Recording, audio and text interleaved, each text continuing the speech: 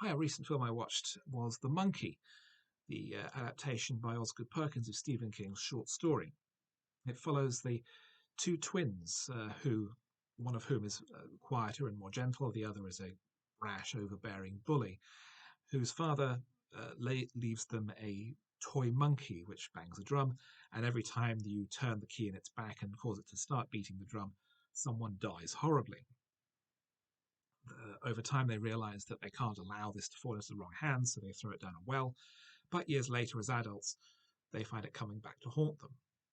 The original King story was much more restrained in its detail. The idea was that maybe the monkey was cursed, maybe it has this effect that people suddenly die in tragic circumstances. But in this movie, people die in the most over the top, bizarre circumstances possible.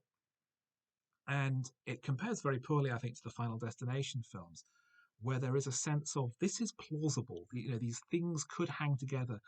But here it starts with someone in a pawn shop being shot with a harpoon gun, and it never lowers itself to something plausible. The tone as a result feels off. It's never funny.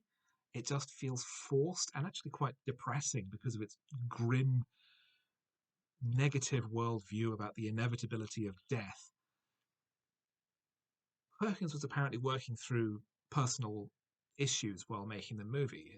His background is that he was the son of Anthony Perkins, the gay actor who was nevertheless married and died of AIDS. His mother, Barry Berenson, died in one of the planes on 9/11. So he's clearly, having lost both his parents in much publicized tragic circumstances, he has something of a difficult relationship with death. Compared to last year's film Longlegs, which I really liked and had a much darker, more insidious tone, this feels too broad and too sad to really engage with. The character work is somewhat weak. The bully twin becomes something of a villain, but it's so broadly written and doesn't really connect. It all feels just too big and cartoonish, but also just grim and sad. And as a result, it's a film that's really quite hard to enjoy. Even the comical uh, deaths are just, they're not clever enough or funny enough or original enough to really be engaging.